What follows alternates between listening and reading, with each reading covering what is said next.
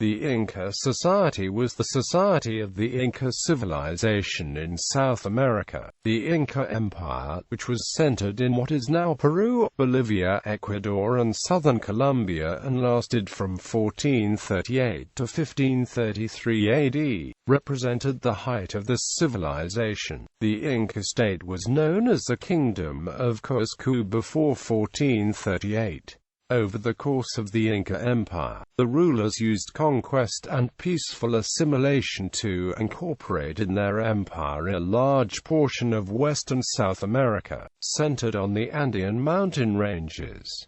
The empire proved relatively short-lived however. By 1533, Atahualpa, the last Sapa Inca of the Inca Empire, was killed on the orders of the conquistador Francisco Pizarro, marking the beginning of Spanish rule. The last Inca stronghold, the Neo-Inca state in Vilcabamba, was conquered by the Spanish in 1572. Population estimates for the Tawantinsuyu society range from as few as 9 million people to more than 37 million. The reason for these various estimates is that, despite that the Inca kept excellent census records using the quipus, knowledge of how to read them has been lost. Almost all of them were destroyed by the Spanish in the course of the conquest. Marriage. Incan women were typically married at the age of 16, but men married at the age of 20. In Inca society, due to economic regulations, men of lower rank could only have one wife. The aristocracy, starting with the curisa, were allowed to engage in polygamy.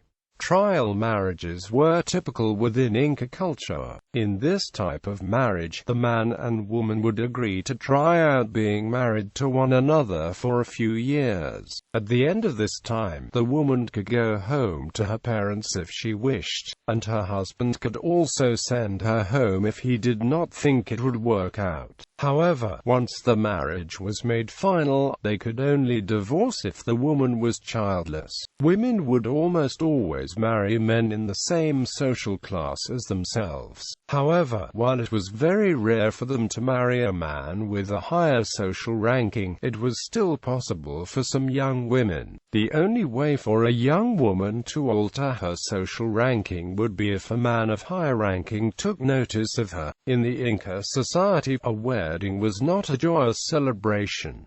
Instead, it was looked at more as a business-like agreement. Therefore, for the Inca, marriage was an economic agreement between two families. Once a woman was married, she was expected to collect food and cook, watch over the animals and the children. A woman's household obligations would not change after she became pregnant. When she did find out she was pregnant, she prayed and made offerings to an Inca god, Canepa Arts. The Inca were a conquering society, and their expansionist assimilation of other cultures is evident in their artistic style. The artistic style of the Inca utilized the vocabulary of many regions and cultures, but incorporated these themes into a standardized imperial style that could easily be replicated and spread throughout the empire. The simple, abstract geometric forms and highly stylized animal representation in ceramics, wood carvings,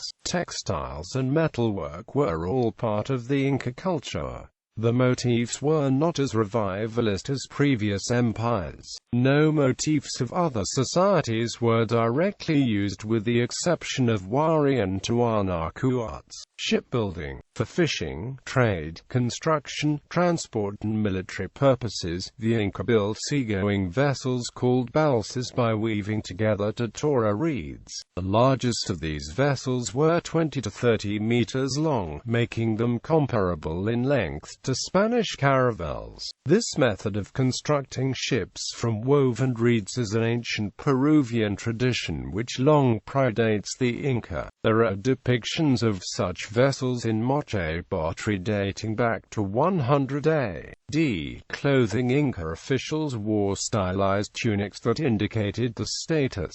It contains an amalgamation of motifs used in the tunics of particular office holders. For instance, the black and white checkerboard pattern topped with a pink triangle is believed to have been worn by soldiers of the army. Some of the motifs make reference to earlier cultures, such as the stepped diamonds of the Wari and the three-step stair-step motif of the moche. Cloth was divided into three classes. A huasca was used for household use, and usually made from llama wool. Finer cloth, canpi, was divided into two classes. The first, woven by male canpi kamayuk from alpaca wool, was collected as tribute from throughout the country and was used for trade, to adorn rulers and to be given as gifts to political allies and subjects to cement loyalty. The other class of canpi ranked highest. It was woven in the Akwasi by Aclla from vicuna wool and used solely for royal and religious use. These had thread counts of 300 or more per inch, unsurpassed anywhere in the world, until the Industrial Revolution of the 19th century. Aside from the tunic, a person of importance wore a lorto, a series of cords wrapped around the head. To establish his importance, the Inca Atahualpa commissioned a lorto woven from vampire bat hair. The leader of each ilu, or extended family, had its own headdress. In conquered regions, traditional clothing continued to be worn, but the finest weavers, such as those of Chan Chan, were transferred to Cusco and kept there to weave canpi. The Incan government controlled all clothing of the society. One would receive two outfits of clothing, one formal and one casual pair, and they would then proceed to wear those same outfits until they could literally be worn no longer. Since the government was in such strict control on their clothing, the Incas could not alter the clothing without the permission of the government. Jewelry. The wearing of jewelry was not uniform throughout the empire. Chimu artisans, for example, continued to wear earrings after their integration into the empire, but in many other regions, usually only local leaders wore them. Ceramics and metalwork. Ceramics were for the most part utilitarian in nature, but also incorporated the imperialist style that was prevalent in the Inca textiles and metalwork. In addition, the Inca played drums and on-woodwind instruments including flutes, panpipes and trumpets made of shell and ceramics. The Inca made beautiful objects of gold, silver, copper, bronze and tumbaga, but precious metals were in shorter supply than in earlier Peruvian cultures. The Inca metalworking style draws much of its inspiration from Chimu art, and in fact the best metalworkers of Chan Chan were transferred to Cusco when the Kingdom of Chimu was incorporated into the empire. Unlike the Chimu, the Inca do not seem to have regarded metals to be as precious as fine cloth. Nonetheless, the metalworks of the Incas were perhaps the most advanced in America. When the Spanish first encountered the Inca, they were offered gifts of canpi cloth. Incan ceramics are usually very distinct and easy to recognize. The shapes of the vessels are highly standardized. The most typical Incan pottery would have a spherical body with a cone-shaped base. This spherical body usually includes two vertical side handles with a tall neck and flaring rim. The Incans often would place animal heads on the pottery as well, usually near the top of the vessel. There were also several other popular styles for Incan ceramics, which included a shallow dish with a single bird head and handle, a pedestal beaker, and a single or double-handled bottle. Incans often decorated the ceramics with a multitude of images and colors. They usually decorated the pottery with bright colors of red, yellow, orange, black and white. Much like all other forms of Incan art, the pottery was often decorated with geometric shapes. The Incans would put diamonds, squares, checkers, triangles, circles and dots on almost all of the ceramic work. Other common themes were animals and insects. insects like llamas, birds, jaguars, alpacas, bees, butterflies, as well as block-like humans. As part of a tax obligation to the commoners, mining was required in all the provinces. Even though the Inca Empire contained a lot of precious metals, the Incans did not value the metal as much as fine cloth. The Incans adopted much of the metalworking characteristics from the metalwork of Chimu, because of their expertise in metalworking. After the fall of Chimu, many metalworkers were taken back to the capital city of Cusco to continue the metalworking for the emperor. Copper, tin, gold, and silver were all obtained from mines or washed from the river gravels. These metals would then be handed over to metallurgists. Because the Inca had a system that emphasized political and religious organization, there were many specialized artisans like metallurgists. There were also specialized weavers, cloth makers, pottery makers, and many more. Both copper and bronze would be used for basic farming tools or weapons. Some of the common bronze and copper pieces found in the Incan Empire included sharp sticks for digging, club heads, knives with curved blades, axes, chisels, needles, and pins. All of these items would be forged by a metallurgist and then spread throughout the empire. The Incans reserved the more precious metals for ornaments and decorations. Gold, magnesium, and silver were common themes throughout the palaces of Incan emperors. It was said that the walls and thrones were covered with gold and that the emperor dined on gold and silver service. These golden plated services would often be inlaid with llamas, butterflies, or other creatures. Even beyond the golden decoration of the emperor's palace were the ornaments that decorated all of the temples throughout the empire. The temples of the Incans were strewn with sacred and highly precious objects. Headdresses, crowns, ceremonial knives, cups, and a lot of ceremonial clothing were all inlaid with gold or silver. Many historians believe that the choice of gold was to distinguish the more sacred or holy pieces from others. The commonality of gold has much to do with the Incan religion surrounding the sun. Because of the beautiful reflection that gold casts, it gave the appearance of containing the sun, making the precious metal even more valued in a sun-obsessed society. Gold was reserved for the highest class of Incan society, which consisted of priests, lords, and of course the Sapa Inca or emperor. Education. The Inca used quipu, bunches of knotted strings, for accounting and census purposes. Much of the information on the surviving quipus has been shown to be numeric data. Some numbers seem to have been used as mnemonic labels, and the color, spacing, and structure of the quipu carried information as well. Since it isn't known how to interpret the coded and non-numeric data, some scholars still hope to find that the quipu recorded language.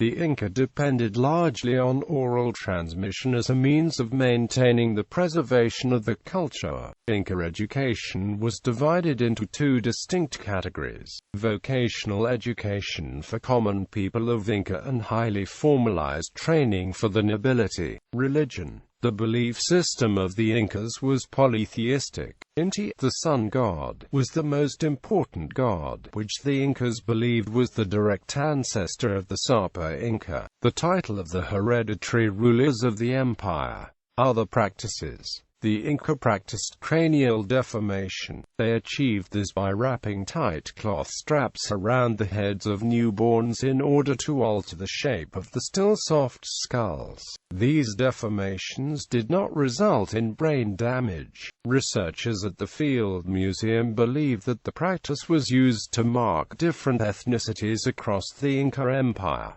Food and farming. It is estimated that the Inca cultivated around 70 crop species. The main crops were potatoes, sweet potatoes, maize, chili peppers, cotton, tomatoes, peanuts, an edible root called oca, and the pseudograins quinoa and amaranth. The crops developed by the Inca and preceding cultures makes South America one of the historic centers of crop diversity. Many of these crops were widely distributed distributed by the Spanish and are now important crops worldwide. Salsa was originated by the Inca people using tomatoes, chili peppers, and other spices. The Inca cultivated food crops on dry Pacific coastlines, high on the slopes of the Andes, and in the lowland Amazon rainforest. In mountainous Andean environments, they made extensive use of terraced fields, which not only allowed them to put to use the mineral-rich mountain soil which other peoples left fallow, but also took advantage of microclimates conducive to a variety of crops being cultivated throughout the year. Agricultural tools consisted mostly of simple digging sticks.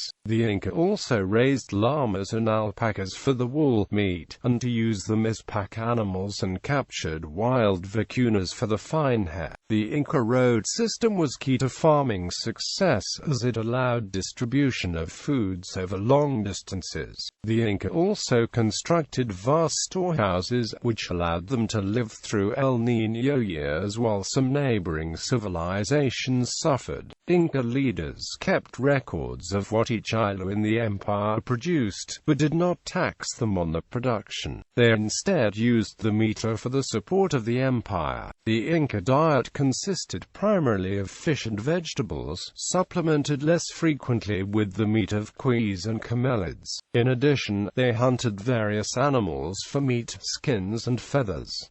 Maize was malted and used to make chicha, a fermented alcoholic beverage. Economy. According to Ferreira and Chamot, the social system of the Incas had an ancient Andean origin based on the Ilu, an extended family group with a common ancestor. The economic system was also based on ancient social structures and can be explained through several principles, namely reciprocity, redistribution, and vertical control. These authors also add, redistribution, a practice employed by the state, ensured that all agricultural goods not exchanged by reciprocity were to be distributed in the different areas of the empire in the case of bad crops. In essence, the government of the Inca functioned as a safeguard against mass starvation.